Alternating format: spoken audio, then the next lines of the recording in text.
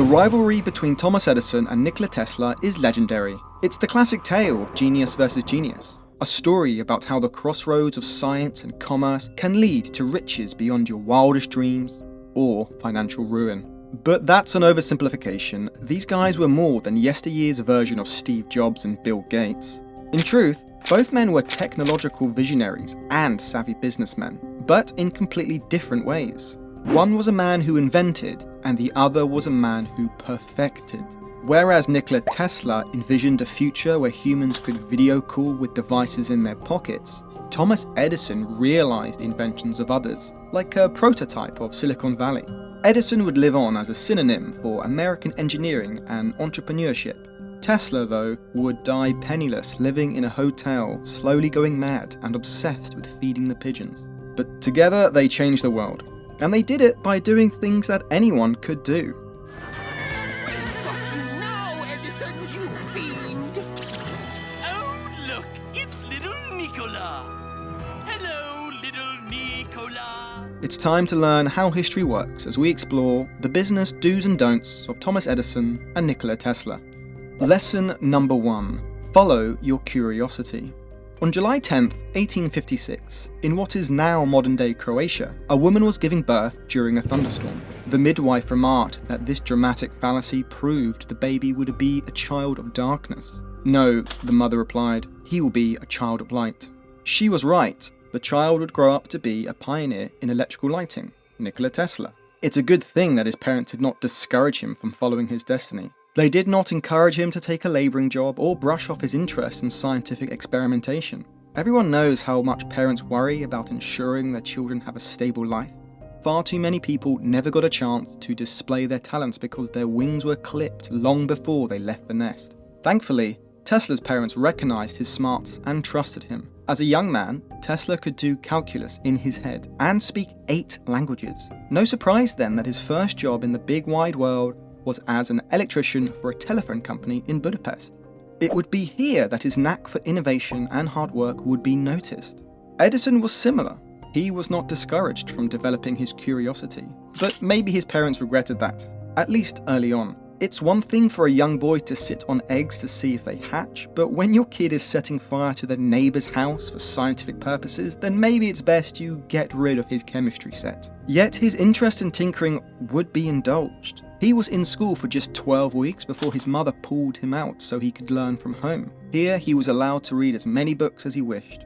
One report has it that as an adolescent, Edison saved a 2-year-old from being hit by a train. The infant's father worked at the train station and rewarded Edison with lessons on how to use the Morse code equipment. However, some stories say Edison actually had to teach himself Morse code after being kicked out of his train job for burning down the station. But the point is that Edison's interest in fixing things up soon fixed up Morse code transmitters and receivers, saving Western Union a pretty penny. Now that Edison had found a way to send and receive 4 messages on the same wire, there was no need to set up new lines. Western Union bought the rights off him for $10,000, which today would be closer to $260,000. No surprise then why he nicknamed his daughter and son Dot and Dash. Lesson 2. Dot the I's and cross the T's. Business is cutthroat. Make sure you get something down in writing. A handshake might technically be legally binding, but it's easier to win compensation in court when you can prove a signed contract. And if you're in tech, you best learn fast that patents are only worth the paper they are printed on. Tesla got a taste of what it was like to get screwed over when he came to work for Edison. You see, his prowess at electrical engineering had helped him leapfrog up the corporate ladder. When he went to work for a firm of Edison's, the whiz kid was scooped up and relocated to New York. Here, Tesla and Edison came face to face. Initially, they had a lot of respect for each other, probably because it felt like they were looking into a mirror. Or was Edison stringing the young prodigy along when he told him, "I've had many hard-working assistants, but you take the cake"? Tesla was offered a $50,000 bonus if he could improve some machines. Who could resist that? Certainly not an immigrant fresh off the boat with only 4 cents in his pocket after a fellow passenger had robbed him blind. Yet, when Tesla improved the machines, his managers refused to pay up. Edison brushed the incident off as proof that Tesla didn't understand Americans' unique sense of humor. There was nothing Tesla could do. There was no recourse he could take. The best option was to quit and start his own company. As for Edison, he'd run into problems later on. During the arms race to perfect the incandescent light bulb, it looked like Edison's version was veering rather close to infringing on a patent registered to Sawyer and Mann. So he wrote a contract to cover his butt. He merged his company with Houston Electric, the same people who had the right to use Sawyer and Mann's patent. Now he wasn't infringing. Now he was licensing. And what did they call this new company? General Electric. Lesson 3. You can't stop progress. Before Tesla and Edison finally went their separate ways, they were fighting over AC/DC. Not the band, of course. DC stands for direct current, and it's when electricity flows in one direction. It was very much Edison's forte. You'll see it used in things nowadays like flashlights. Tesla, however, was more interested in exploring alternating current, which is AC. The big difference here was that electricity could travel farther along wires. But Edison's business was wrapped up in DC. A 180-degree flip to this new frontier could have sunk his entire company, and may have made all his patents redundant. He resisted it as much as he could, but when Tesla left to start his own company, Edison's tactics changed. Now it was war. Despite publicly being against the death penalty, Edison secretly funded the electric chair to prove how dangerous AC really was. It's a bit strange to invent something intended to kill people just to prove how dangerous it is, but maybe Edison wasn't being level-headed at the time. In fact, he certainly wasn't. He paid street kids a nickel each time they fetched him stray dogs for his public electrocutions. When his horror shows failed to persuade the public against AC, he figured he'd just gotten the wrong animal, so he bought an elephant from the zoo. That's right. Thomas Edison was so resistant to embracing this new technology, the very same technology he could have had a monopoly on, that he electrocuted an elephant to death. He even filmed it and called the motion picture Electrocuting an Elephant. He was good at inventing objects, not coming up with names. Of course, in the end, AC won what historians refer to as the War of the Currents. Though, admittedly, DC is still in use, but AC is how we power our homes. The public was officially won over at the World's Columbian Exposition in Chicago. Tesla and his business partner underbid Edison to become the official lighting company responsible for commemorating the 400th anniversary of Columbus discovering the Americas. But they didn't stop there. Tesla pushed on with progress. He got a contract to build the first AC hydropower station in Niagara Falls. His pioneering work in renewable energy lit up Buffalo in New York, got a statue of him erected at the waterfall, and proved that business is like biology. You must evolve or die. Lesson 4. Compassion can be fatal. Lifeguards are taught how to fight drowning people. That's because during a panic, a drowning person can accidentally take down someone with them. If lifeguards are too compassionate, they can put themselves and their patients in mortal danger. Likewise, good business decisions are seldom emotional ones. This alone is the biggest difference between Edison and Tesla. Edison knew when to be a ruthless capitalist. It's how he ended up with over 1,000 patents and hundreds of designers, engineers, and scientists all working for him. Without his cold-hearted rationality, he wouldn't have been able to improve the telephone, or the light bulb, or even invent the phonograph. In fact, there's a saying for this: a friendship built on business is better than a business built on friendship.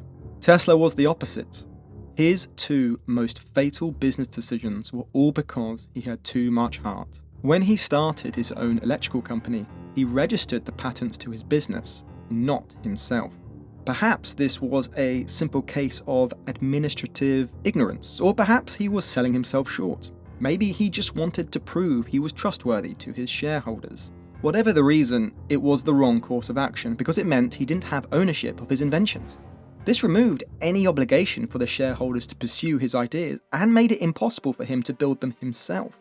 But this facepalm is nothing compared to his partnership with George Westinghouse. George Westinghouse was a huge player in the world of electrics and was on the lookout for his own way to compete with Edison. Lo and behold, he crossed paths with an induction motor at the American Institute for Electrical Engineers. This device was the most efficient way to convert electricity to mechanical power. And the inventor? A chap called Nikola Tesla. Westinghouse licensed the patent for $60,000 with stock options and royalties. On top of that, their perfect partnership gave Tesla a monthly consulting fee of $50,000. It was so much money that Tesla was en route to becoming the richest person in the world, and the first person to become a bona fide billionaire. So what went wrong? Westinghouse was running out of money. To save the company, he asked his friend to reduce his royalties.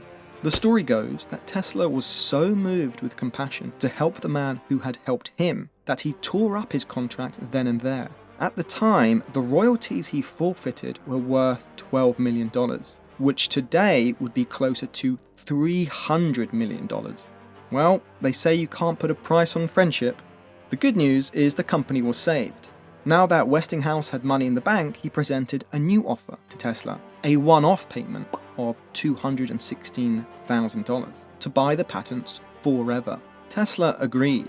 The $6 million it would be worth in today's money was more than enough to set up Tesla's own laboratories to pursue his passion, but it did come at the cost of a substantial passive income. There was no way for him to know it at the time, but this would become the beginning of the end for Tesla. But had he made this mistake out of love or ego? The answer is in this final lesson. Lesson 5. Control your perspective. Tesla was a gambler. His gambling addiction got so bad, he dropped out of school and hid his habit from those around him. His friends thought he had drowned because he'd been away for so long. Perhaps it was his insatiable lust for risk that forced his hand when it came to shaky business decisions. A touch of prudence could have helped him avoid his mistakes. But it was his reaction to his factory fire that demonstrates the power of the mind to shape one's future. By contrast, when Thomas Edison's own factory burnt down, he had a very different attitude. In 1914, a few weeks before Christmas, a massive explosion engulfed half of Edison's site. 6 to 8 fire departments tried to save the 10 buildings that were aflame, but the chemicals inside made the inferno unstoppable. But Edison didn't fall to his knees and cry. Instead, he calmly approached his 24-year-old son and said, "Go get your mother and all her friends. They'll never see a fire like this again." Naturally, the son was confused, so his dad assured him that everything was fine. "We've just got rid of a lot of rubbish," he said. Edison was an optimist. When he started to go deaf, Edison said it helped him to focus. So it wasn't that out of the blue when he told his son not to worry because, quote, "I'll start again tomorrow." True to his word, the very next day he commenced rebuilding his innovation empire from the ashes. He didn't even fire a single employee. But when Tesla's own laboratory went up in smoke, he was unable to rise like a phoenix. This fire had occurred years earlier, in 1895. The flames started in the basement and spread through the 4-story building until everything collapsed in on itself. Not only were his ongoing projects set back by the blaze, but the fire also destroyed a collection of earlier notes and materials, models, demonstration pieces, and even experiments that had been showcased to the public. According to a report in the New York Times, Nikola Tesla said, "I am in too much grief to talk. What can I say?" In time, Tesla would rebuild his lab elsewhere, but it does make you wonder if his reaction proves how easy it was for his judgment to become clouded. It also makes you wonder whether Edison was the heartless thief and capitalist his detractors say he is, or whether he was a pragmatist and optimist who was always on the hunt for ways to improve the world around him. Are you Team Edison or Team Tesla? Make your case in the comments below. If you liked this video, then be sure to check out our one on the Mars family for a rags to riches story about the creation of the most successful chocolate empire in the world. Share this with someone who could be the next world-changing inventor. And don't forget to subscribe because we'll be back soon with another video all about how history works.